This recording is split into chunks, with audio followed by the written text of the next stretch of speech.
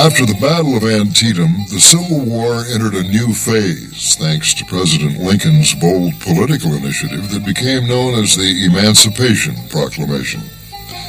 As the campaigns of 1862 waxed and waned with no decisive advantage gained by either side, Lincoln grew to realize that the North needed a new rallying point to bolster morale and keep the country committed to the war effort. As the lost returns mounted, the struggle against secession had to be transformed into some broader cause. In the fall of 1862, Lincoln's Emancipation Proclamation succeeded in doing just that. From that point on, the North fought not just to return the South to the Union, but to free the slaves.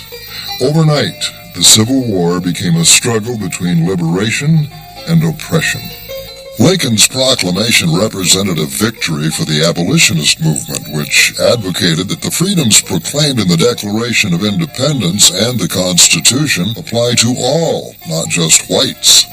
Since the time of the American Revolution, people had fought against slavery and wanted it abolished.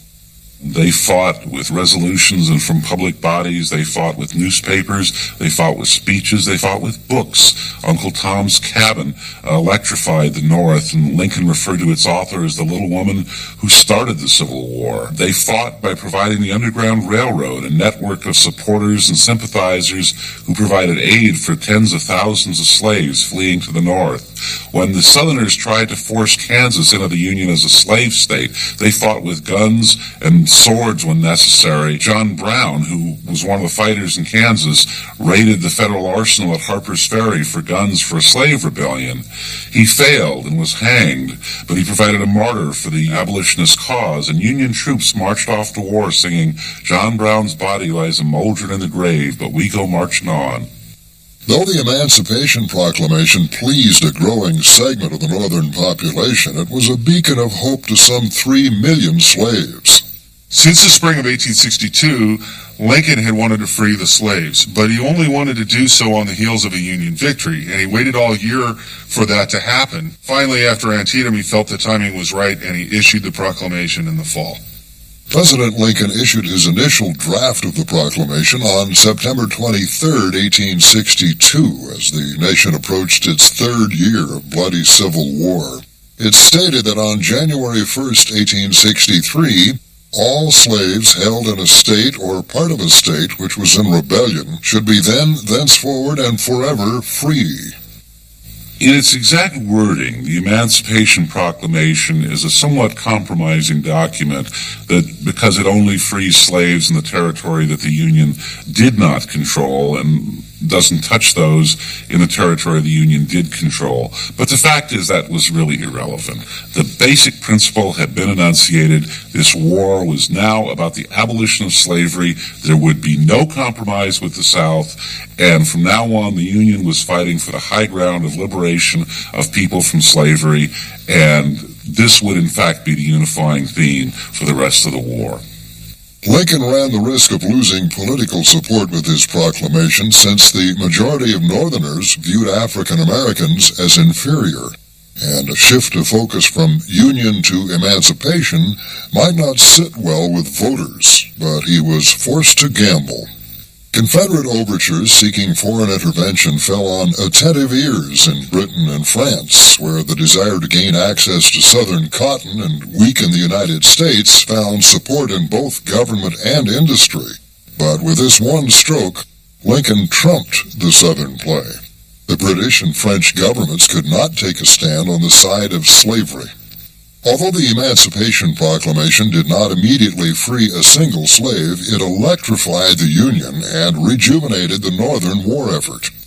At the same time, it opened up a vast new pool of manpower to the federal armed forces. Lincoln's proclamation included a provision opening service in the nation's Army and Navy to free black citizens. All over the North and Union-occupied sections of the South, African-American males flocked to join the struggle against slavery. When Jefferson Davis learned that the Union Army was raising black regiments, he was incensed, and he issued an edict that basically said that any black troops captured would be either returned to slavery or executed. And along with that, their white officers would be executed as well. Davis's order led directly to several massacres of black troops, the worst of which took place at Fort Pillow when Confederate raiders under firebrand General Nathan Bedford Forrest stormed the Union fort and shot down African-American soldiers who attempted to surrender. By his own account, Forrest stated that the river was dyed with the blood of the slaughtered for 200 yards.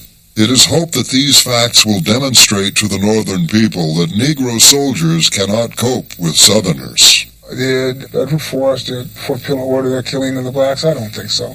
But on the other hand, did he do anything to stop it? I don't think so either. And whether he gave the order or not, the general rule of thumb is a commander is responsible for everything that happens under his command. Whether he orders it or not, it is his responsibility. Yet, in spite of Southern atrocities against black troops, by war's end, over 180,000 African Americans had rallied to the flag, serving in every theater of the war. Those who volunteered did so under no illusions of their fate, should they fall into Southern hands.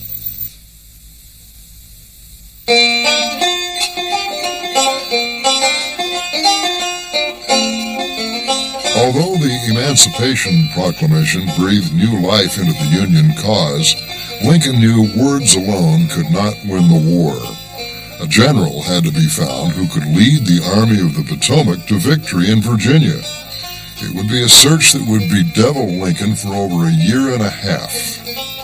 After Antietam, McClellan's refusal to pursue Robert E. Lee's crippled army utterly infuriated Congress and the president. General McClellan has a variety of excuses that he tries out on the president to explain why he isn't pursuing Robert E. Lee after Antietam.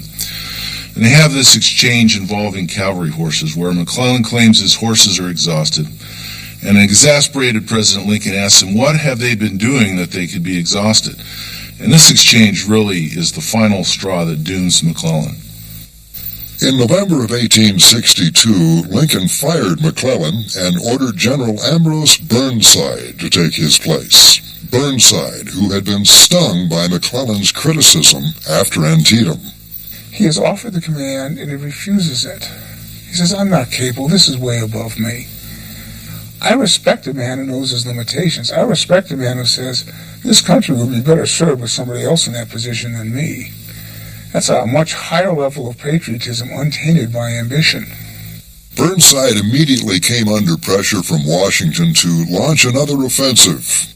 Like McClellan before him, he made the classic mistake of making Richmond, not Lee's army, his main objective. When Burnside took command of the Army of the Potomac, it was sitting between two wings of Lee's army. Jackson was over in the valley and Lee was east of the valley. So Burnside had this incredible opportunity to turn on one of the wings and defeat Lee's Army of Northern Virginia in detail. But he didn't do it. Instead, his target was Richmond. Again, he was fixated, like so many of these other generals, on a geographic point. And so he drove right between them, heading for Richmond, and the move was such a mistake that it caught Lee completely by surprise. Pushing south, the Army of the Potomac reached the Rappahannock River on November 17th, stealing a march on the clearly surprised Southerners. Lee himself questioned Burnside's move, believing it gave him an opportunity to strike a devastating blow against the Army of the Potomac. Had Burnside crossed the Rappahannock on November 17th, something might have been accomplished. Despite the rain, the river was still fordable in places, and only about 500 Confederate cavalry troopers defended Mary's Heights. Once Burnside reaches the Rappahannock, he decided not to actually cross it until his pontoon bridges arrived, because he was afraid that if he sent units across the river to Fredericksburg, they would be trapped as the river level rose and destroyed on the opposite bank. In the end, the cautious Burnside settled down to wait for his equipment to catch up with the army. He was able to get to Fredericksburg before Lee was able to position his army at that place and block him. But he couldn't take advantage of it because the pontoon bridges were slow in arriving, despite his orders to the contrary. And there's been debate and a lot of acrimonious accusations that the people who were still loyal to McClellan were trying to undermine Burnside deliberately by preventing him from getting those bridges. The lack of pontoons would not have dissuaded a Grant or a Sherman. Any other general would just say, well, we have no pontoons, get across anyway. Find a way, tear down the houses, build what you have to do, cross over the dams, find the shallows. Get your bloody army across that river. That delay gave Lee all the time he needed to bring his own force to Marye's Heights outside of Fredericksburg and move Jackson over from the valley to guard his right flank. By the time Burnside's pontoon bridges arrived, it was too late. The Southerners were entrenched on the south shore of the river, ready to repulse any attack. Seeing the Confederate response, Burnside fretted over what to do next. An honest, if unimaginative man, he considered a flanking attempt, but gave up when his balloon observers discovered Jackson's arrival. He settled on a frontal assault. Once Burnside was unable to surprise Lee or get a better position on him, he should not have tried the frontal assaults. It was just too strong of a position, and unfortunately it led to the huge disaster at Fredericksburg. Construction of the pontoon bridges in front of Fredericksburg began on December 11th, and though the engineers suffered greatly from sniper fire, Union troops successfully crossed the Rappahannock and entered the lightly held town, setting the stage for one of the Civil War's most infamous slaughters. On the Union left, in the vicinity of Prospect Hill, General Meade's division actually breaks through the Confederate lines, but he isn't supported and it's not followed up, and ultimately Jackson will counterattack and push him back out of the Confederate position. Little more than 2 miles north of Prospect Hill, Burnside sent the divisions of Hooker and Sumner toward the Confederates on Marye's Heights. Advancing by brigade, the waves of blue-clad soldiers were cut down in one of the most courageous and hopeless attacks of the war. General Longstreet, when asked if he could hold his line, answered, "If you put every man now on the other side of the Potomac in that field to approach me over the same line and give me plenty of ammunition, I will kill them all before they reach me." Witnessing the terrible slaughter, Robert E. Lee uttered some of his most enduring words. It is well that war is so terrible, lest we should grow too fond of it. When darkness fell, the field below Marye's Heights was littered with the dead and dying. Joshua Chamberlain, a lieutenant colonel with the 20th Maine, later recalled that terrible night. A smothered moan rose and fell, pierced by shrieks of pain. Some calling on God for pity, and some on friendly hands to finish what the enemy had so horribly begun. And underneath, all the time, that deep bass note from closed lips too hopeless or too heroic to articulate their agony. One of the men moved by the plight of the Union wounded on the field at Fredericksburg is Sergeant Richard Kirkland of the 2nd South Carolina. And he goes all the way up to his brigade commander to get permission, and finally he is allowed to take a bunch of canteens of water, cross out of Confederate lines, and give water and comfort to the Union wounded on the field at Fredericksburg. And for these actions, he's dubbed the Angel of Marye's Heights by the Union forces in the area. In spite of the terrible loss his army had suffered at Fredericksburg, Burnside was unwilling to admit defeat. On December 15th, he undertook another crossing of the Rappahannock above the town. Burnside was not a quitter. He didn't give up. So he was going to try to do something else. Unfortunately for him, he tried it during a time of the year that the rains came, the roads turned into quagmires of mud, his army couldn't march. He tried to outflank Lee, ironically, in a way that would be done successfully by Joseph Hooker later that spring, but he couldn't move in what was then ridiculed as the Mud March. The terrible losses at Fredericksburg seriously affected the morale of the army. Soldiers wrote home that, "I am sick and tired of disaster and the fools who bring disaster upon us. All think Virginia is not worth such a loss of life." And though Burnside manfully shouldered the blame, Lincoln bore the brunt of the criticism. Upon learning of the debacle at Fredericksburg, he said, "If there is a worse place than hell, I am in it."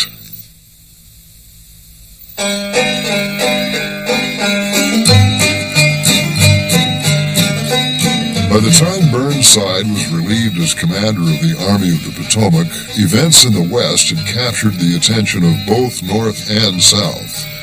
At stake was control of the key border state of Kentucky.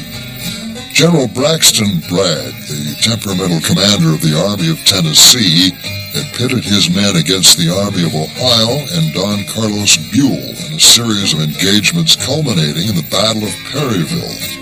Commanding a much larger army, Buell forced the Confederates to withdraw, but his lackadaisical pursuit of the fleeing rebels ultimately led to his replacement. Bragg withdrew in haste to Murfreesboro, Tennessee, where he began gathering supplies and men for an attempt to recapture the important city of Nashville. The loss of Nashville is very significant because that was most of the heavy industry. And the South has to recreate that heavy industry in Atlanta. The real upsurge of industrialization, albeit on a minor scale compared to the North and the Deep South, is because they lose Nashville and some of the other more northern parts of the Confederacy that were more industrialized. Major General William S. Rosecrans, selected to replace Buell, was well aware that Lincoln wanted his armies to advance all across the map before winter set in, and clearly his objective was to be Bragg. In late December, General Rosecrans and his army moved south to attack the Confederate position at Stones River, some 30 miles southeast of Nashville. By the evening of December 30th, the respective forces were in position opposite each other, but the next morning, Bragg struck first. In a battle reminiscent of Shiloh, the Confederates badly mauled the Union Army the first day, but were unable to drive them from the field. After a day of inactivity, Bragg ordered a disastrous flank attack on January 2nd that was sent back with 1,500 casualties. By January 3rd, the rebel commander had had enough. He decided to abandon his position and retreat. The stubborn refusal of Rosecrans to yield in spite of heavy losses had gained a minor Union victory. Historians don't give Rosecrans much credit for being a good general because of his poor performance at Chickamauga in 1863. But if you look at his performance at Stones River or Murfreesboro before that in the winter, his refusal to accept defeat despite the fact his forces were initially defeated, and the fact that he stubbornly held on, he basically was in a face-to-face confrontation with Bragg, if you want to look at it that way, an analogy, and Bragg blinked. It was just that simple, and Bragg was the one who decided he'd had enough and retreated. So the Confederates went from being able to have a significant victory to having yet another defeat of one among many that Bragg and the Army of Tennessee would suffer.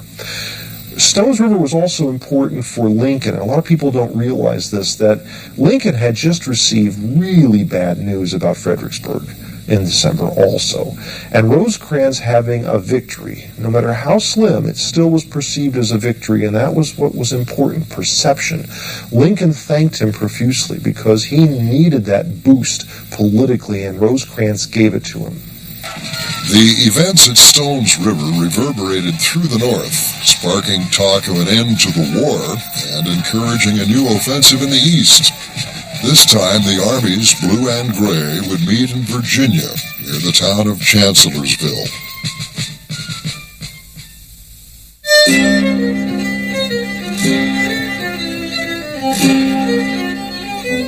With the 1863 campaign season only a few months away, Lincoln needed victories out of the Army of the Potomac. Clearly, Ambrose Burnside was not the man to deliver them.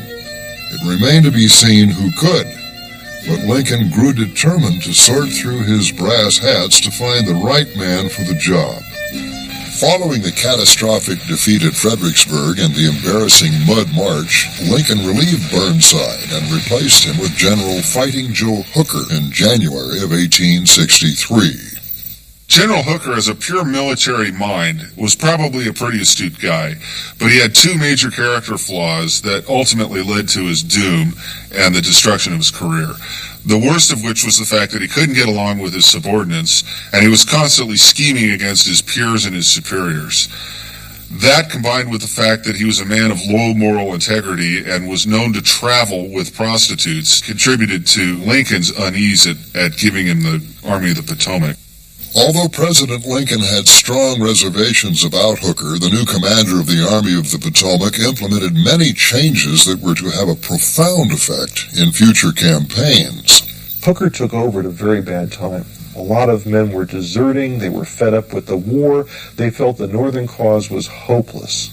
But he was able to rebuild morale by a lot of simple expedients, getting the men fed, getting them mail, improving their living conditions, not making them do mud marches like Burnside. And he also instituted a series of corps insignia for each corps that became very famous and became a source of military pride among the different formations. Hooker really rebuilt the morale of the Army, and when he led it into Chancellorsville in that campaign, he accomplished what he wanted to. He was not going to try and attack Lee. He wanted to get behind Lee and force Lee to abandon his good positions at Fredericksburg and attack him. He knew how dangerous defensive positions could be because the Union Army had thrown themselves against them unsuccessfully. He was hoping Lee would do the same thing. To force Lee into the open, Hooker settled upon a surprise march to swing around the Confederate left flank. He would leave 45,000 men at Fredericksburg to keep the pressure on Lee and take the rest of the Army of the Potomac across the Rappahannock River before pushing south across the Rapidan.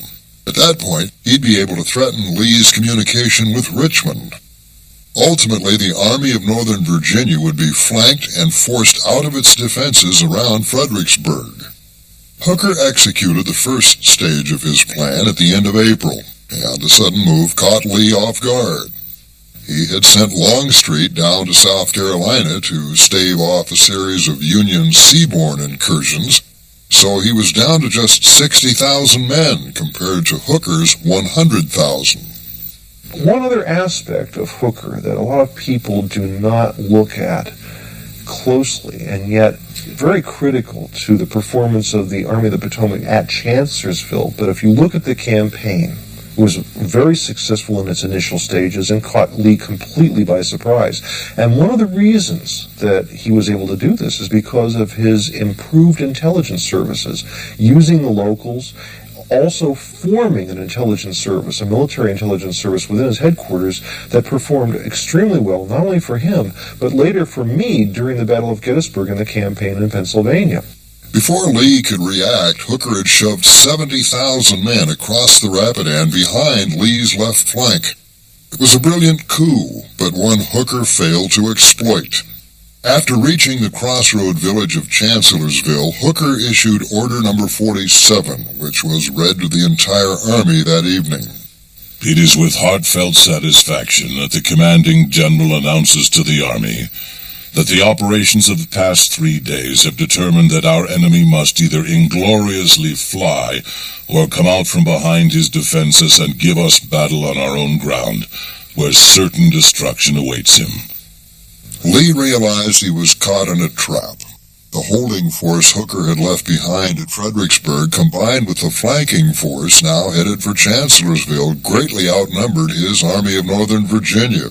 Hooker's really put Lee and the Army of Northern Virginia in a vice. And Lee really only has 3 options. He can retreat, he can stand at Fredericksburg, or he can leave a covering force at Fredericksburg and take his main body and attack Hooker's army.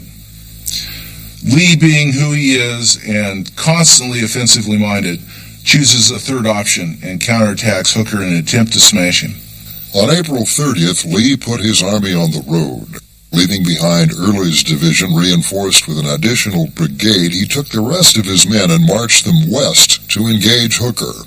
Meanwhile, the Army of the Potomac began a creeping march east, which set up a meeting engagement with Lee's onrushing veterans. Hooker's advance guard soon bumped into Anderson's division from Jackson's corps. The Union soldiers quickly occupied high ground and began preparations to counterattack the outnumbered Confederates, but at this crucial moment, Hooker lost heart. He ordered his corps to abandon the ridges they held and retire to the clearing around Chancellorsville. General Meade was outraged by Hooker's timidity and was heard to say, "My God, if we can't hold the top of a hill, we certainly cannot hold the bottom of it."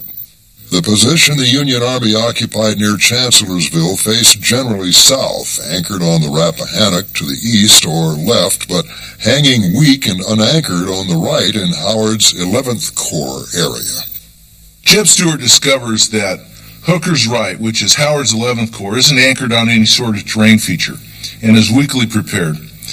So with this information, Lee, in conference with Jackson, makes the decision to send Jackson on this long flanking march to attack the right flank of the Army of the Potomac. On May 2nd, Jackson marched his men right across the front of the Union line along a concealed road. Federal outposts detected the Southern columns, but when this information was passed on, it made no impression on the Union commanders, who either ignored it or misinterpreted the move as a Southern withdrawal. Meanwhile, Lee made his presence known by sporadic artillery firing and threatening movements in Hooker's front without actually committing to a battle. Late that afternoon, Jackson's men finally reached their jump-off point, and the Southern commander ordered the attack to begin. With the characteristic rebel yell, the gray-coated line crashed into the startled Yankees. Oliver Howard, commander of the 11th Corps, later recalled the attack. It was a terrible gale. The rush, the rattle, the quick lightning from 100 points at once. The roar redoubled by echoes through the forest. The panic, the dead and the dying in sight, and the wounded straggling along.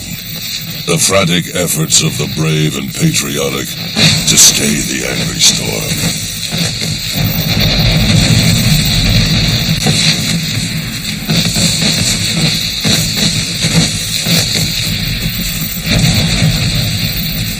Although a few scattered units made desperate stands, the majority of the Federal force was soon in full flight as the Confederate attack swept forward.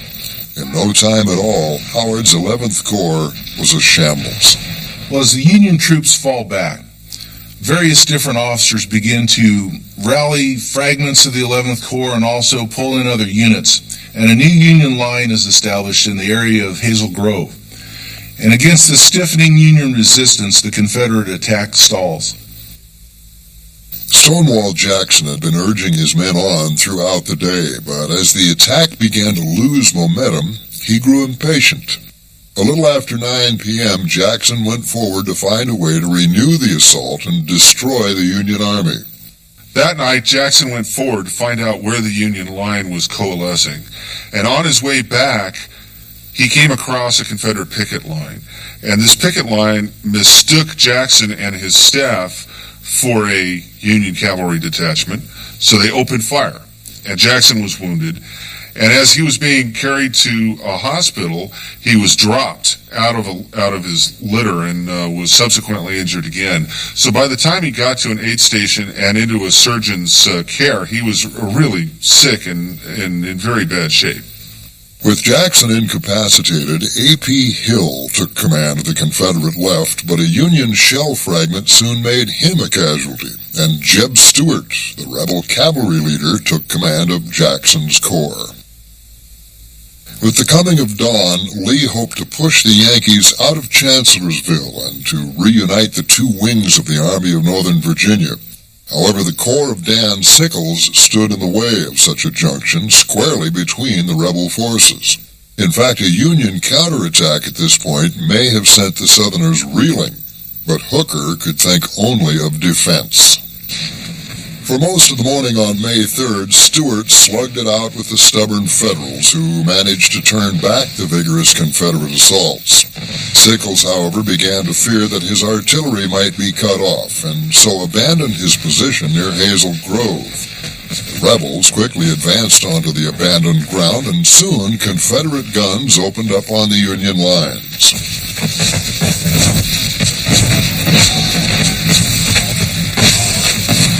Hooker, standing on the porch of the Chancellor House, fell prey to the Confederate barrage. When Hooker was wounded by an artillery projectile that went through near where he was standing, he was knocked senseless. They didn't understand what a concussion was. Some of the men accused him of being drunk when he was really concussed by the shell. And he lost control of the battle and then ordered a retreat. As the Union troops began to abandon their positions and fall back toward the Rappahannock, Lee and Stuart were able to join forces. They were about to continue their pursuit when word arrived of heavy fighting at Fredericksburg. General John Sedgwick had been summoned the previous evening to reinforce Hooker, but to reach him, he would have to break through the Confederate lines at Marye's Heights. After a brief but hotly contested battle, the Federals broke through the thinly held line and set off for Chancellorsville, but they never got there. The Union advance was stopped cold about 6 miles east of its objective by elements of the Confederate First Corps. Sedgwick attacked from the march near Salem Church, but he was unable to dislodge the Southerners. Confederate reinforcements arrived throughout the day, and gradually the Federals fell back toward the Rappahannock.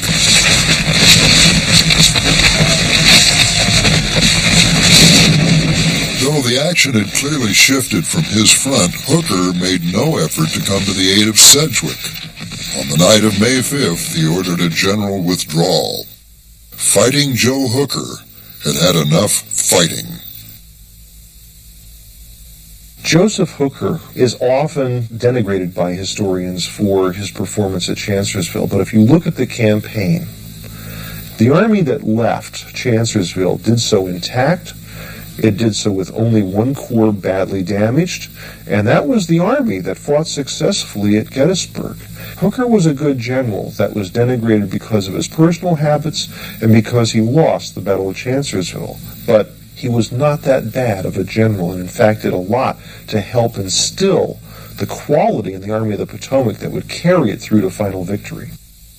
Chancellorsville ranked as Lee's greatest victory. He had defeated an army nearly twice the size of his own and turned the table on Hooker, whose Army of the Potomac was forced to ingloriously fly.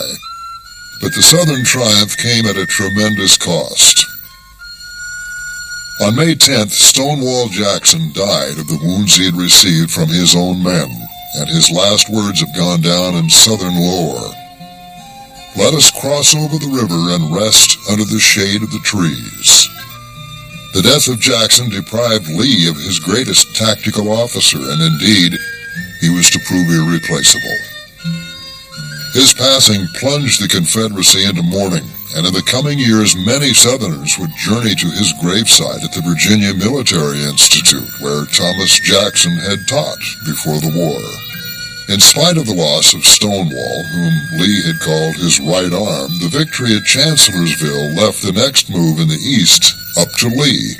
After Chancellorsville, Lee proposed a second invasion of the North for 2 reasons. First, he knew that the Virginia countryside was being stripped bare by both armies, and he wanted to carry the war into Pennsylvania, where there was much more food to be found, and give the Virginia farmers a chance to recover. But also, and more importantly, he really felt that an invasion of the North would encourage the Northern Democrats and the Copperheads and the peace movement within the Union to try to seek and force Lincoln to make some sort of an accommodation with the South. An invasion of Pennsylvania might also serve to reduce the pressure in the West, where General Grant and the Army of the Tennessee were threatening Vicksburg, the Confederacy's final bastion on the Mississippi River.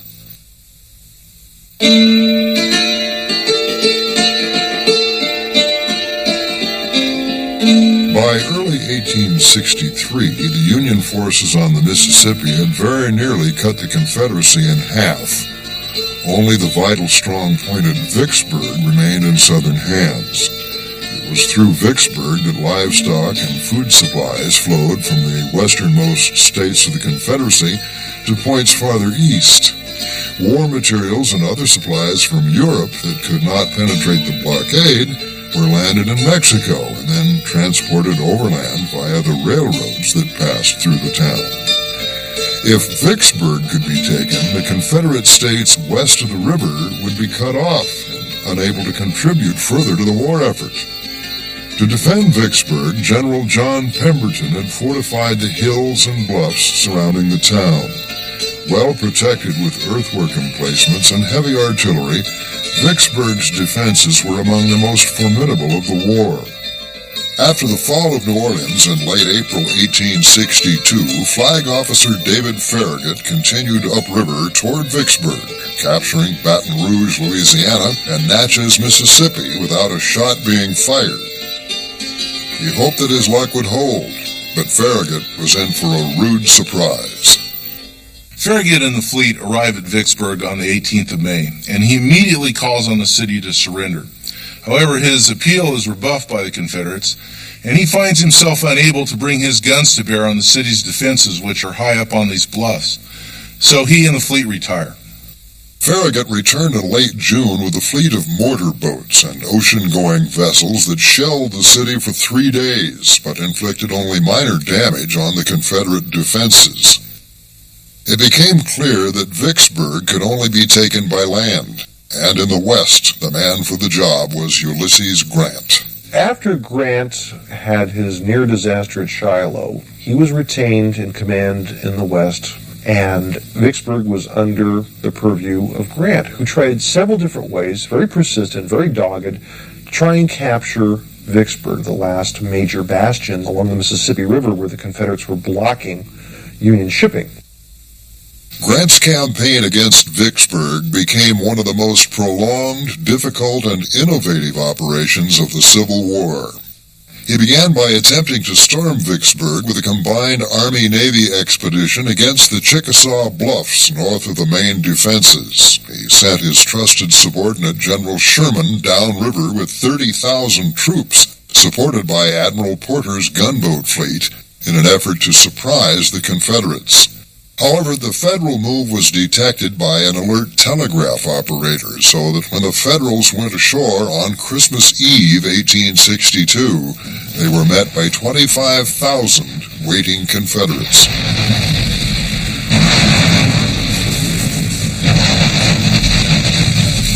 Sherman quickly realized he had no chance for success and withdrew. The South had won the first round. Grant had intended to support Sherman with an overland attack to draw rebel strength from the Vicksburg area. However, his move south stalled as a result of Confederate cavalry raids. His overland campaign was a failure because as his troops moved down, Nathan Bedford Forrest led the first of many successful cavalry raids behind Union lines, destroyed Grant's depot and supplies, and forced the abandonment of the first overland attack on Vicksburg. Grant was determined to prevent similar distractions in the future, but in the meantime, he settled on an unusual approach to solve the problem presented by Vicksburg. Grant tries a variety of different water routes to circumvent the defenses of Vicksburg, and collectively these are known as the Bayou Expeditions. For instance, he tries the Yazoo River route. He attempts to dig a canal to circumvent the bend in the river at Vicksburg. None of these things work, but he's really accomplishing 3 things. First, he's keeping his own troops busy.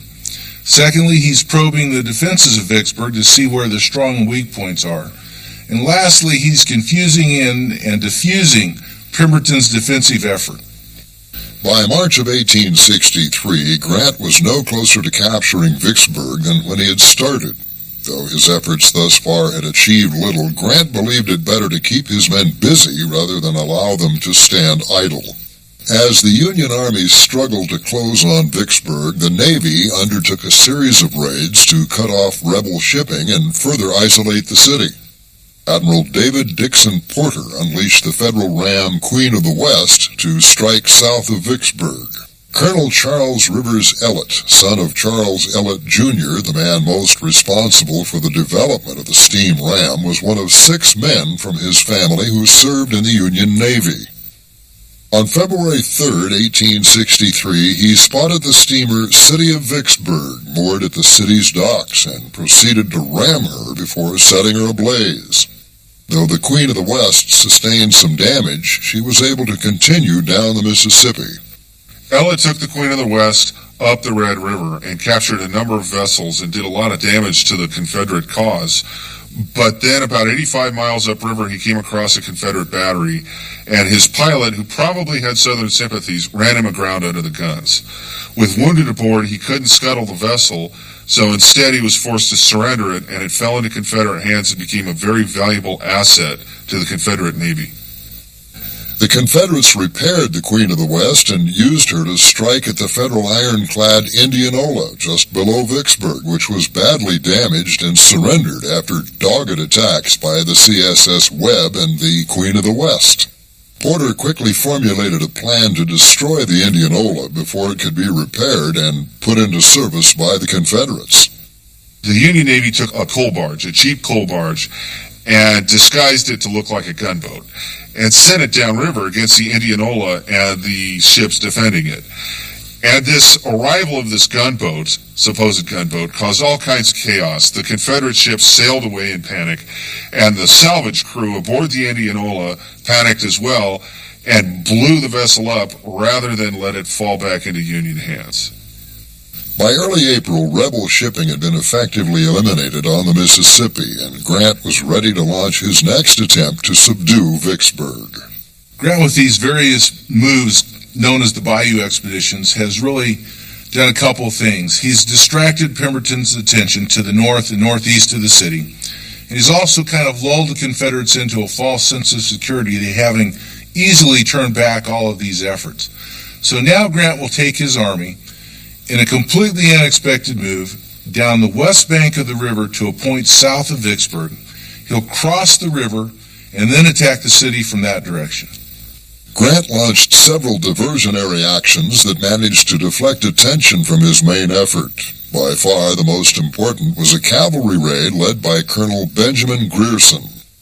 On April 17th, Grierson's 1,700 troopers rode south out of LaGrange, Tennessee, beginning an operation that would go down in history simply as Grierson's Raid. During the expedition, we killed and wounded about 100 of the enemy, captured and paroled over 500 prisoners, many of them officers, destroyed between 50 and 60 miles of railroad and telegraph, captured and destroyed over 3,000 stands of arms and other army stores and government property to an immense amount. We also captured 1,000 horses and mules. Colonel Benjamin Grierson. Benjamin Grierson was actually kind of an interesting cavalry commander and an unlikely cavalry hero. As a kid, he'd been kicked by a horse, and so he hated the animals. And also, he had very little military experience because before the war, he'd been a composer. But despite these things, he had a very cagey, wily intellect, and he was able to lead what became probably the most successful Union cavalry operation of the Civil War. After Grierson's raid, the off-balance Confederates dispersed their forces in an effort to defend all of Grant's potential targets. In the end, they defended nothing. Having captured Grand Gulf, Grant now will take his army and move cross-country to the northeast towards Jackson, Mississippi, the state capital. He'll easily push into that city, and in doing so, he's placed his army squarely between the forces of Johnston and Pemberton. He'll then turn back to the west and follow the rail line that he has cut towards the city to attack it. And this move, all these moves together, will draw Pemberton out into the open to battle. On May 16, 1863, Union forces were essentially ambushed by Pemberton's 3 divisions, which had been deployed on some high ground called Champion's Hill, about halfway between Jackson and Vicksburg. Troops of General McClernand's corps were the first to come under the rebel fire, and soon both sides had deployed skirmishers. The battle began in earnest when a brigade commanded by Union General George Francis McGinnis charged straight up Champion's Hill. At the crest, they encountered rebel artillery, and McGinnis ordered his men to fall prone just as the first blasts of canisters zinged overhead. One of McGinnis's men, Corporal William Hollingsworth, recalled what happened next. We went into them with bayonet and captured a full battery of artillery. We followed up the rebels nearly a mile, killing and taking prisoners all the time, and not without thinning our ranks considerable.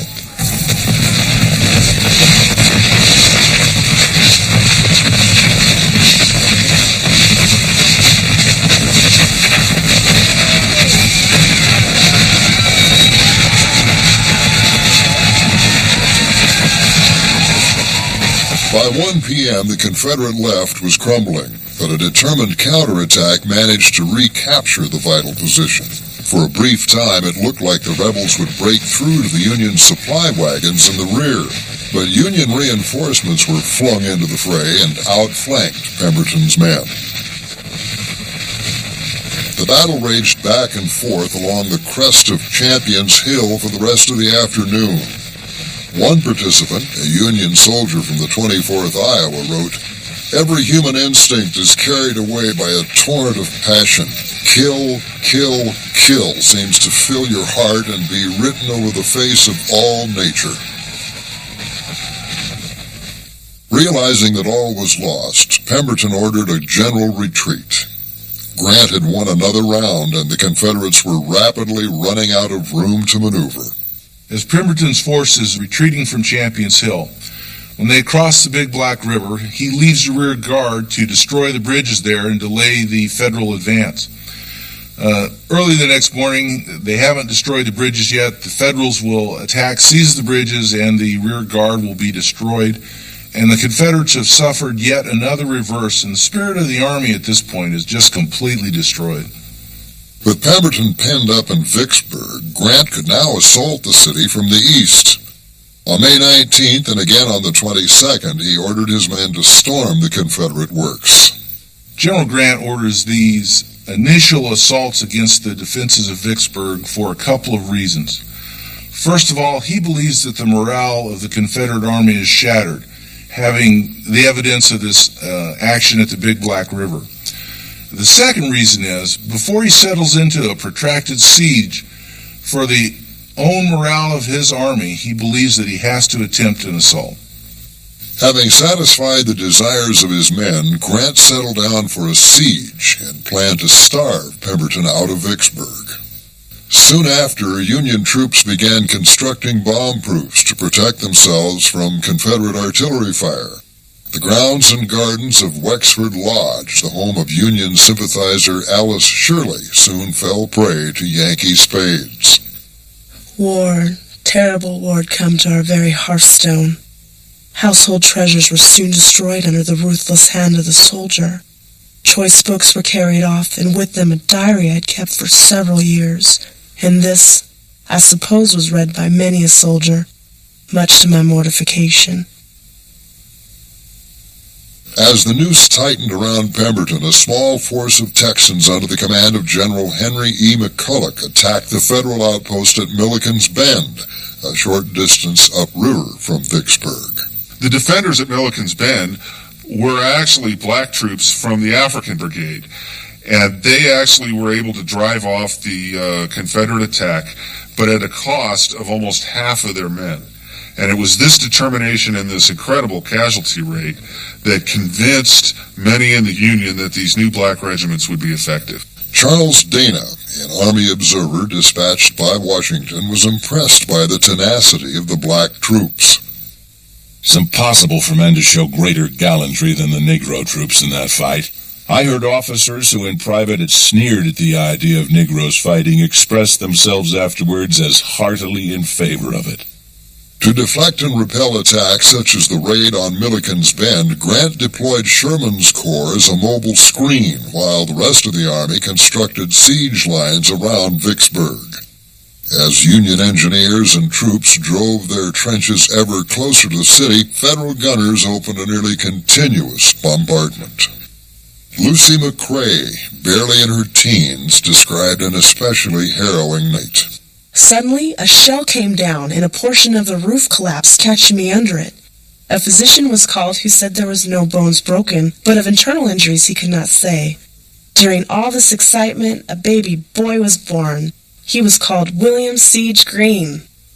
As the siege dragged on, food became scarce, and the population was soon reduced to eating mules, horses, and eventually rats. The incessant fire from the siege guns forced the residents of the city to build dugouts in the river bluffs for shelter. Life for Pemberton's men and the citizens he defended was rapidly becoming a living hell. Here at Vicksburg, for the first time in American history, American civilians received a taste of what modern warfare was all about. and its ghastly trappings caused panic and caused much anxiety and suffering amongst the civilian population in the town, and their well-being became a major millstone around Pemberton's neck, and ultimately was one of the reasons why he was forced to surrender. Shortages of supplies led the men in the trenches to declare informal truces in order to trade items. An exchange of Yankee bread for rebel tobacco was described by a Union infantryman. They met midway between the lines like brothers, made the exchange, and returned to their respective stations. But on the ensuing day it would have been dangerous for either man to show his head above the ramparts. The bloodthirsty pastime of sniping made casualties of many an unwary soldier, as both sides spent most days firing at the enemy line. Union Private Hosea Rood understood the game very well. If a head did happen to show up above the works, we lost no time in sending a little leaden messenger over to whisper a word of caution. It must not be forgotten that now and then the little leaden messengers carry death with them. For the wounded, little comfort could be found on either side of the lines. They suffered worst of all.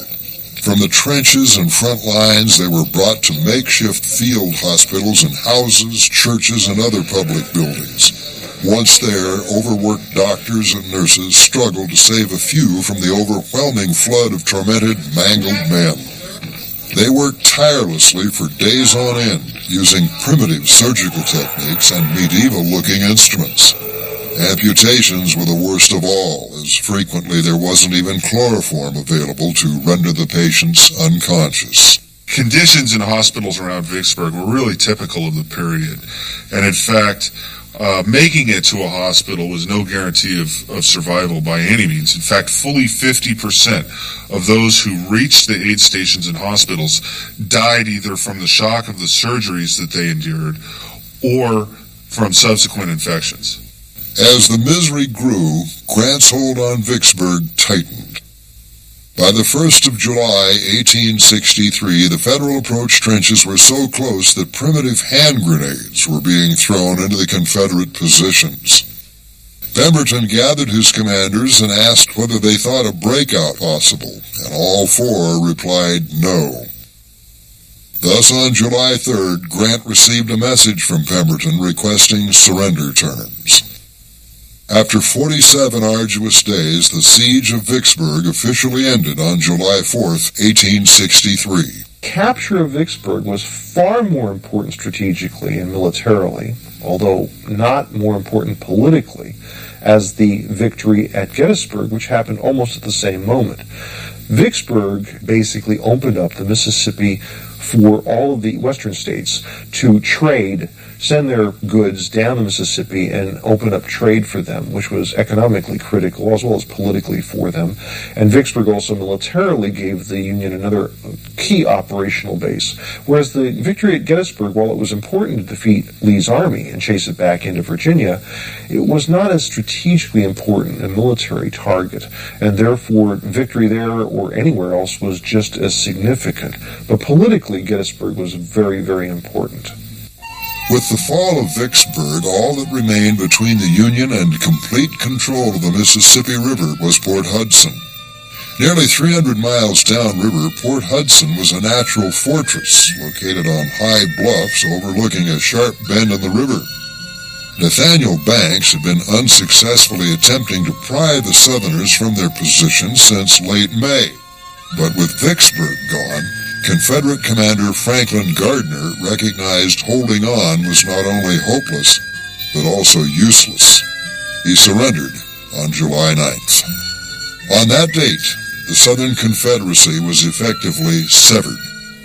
It was with understandable pride that President Lincoln could announce to the nation that the Father of Waters again goes unvexed to the sea.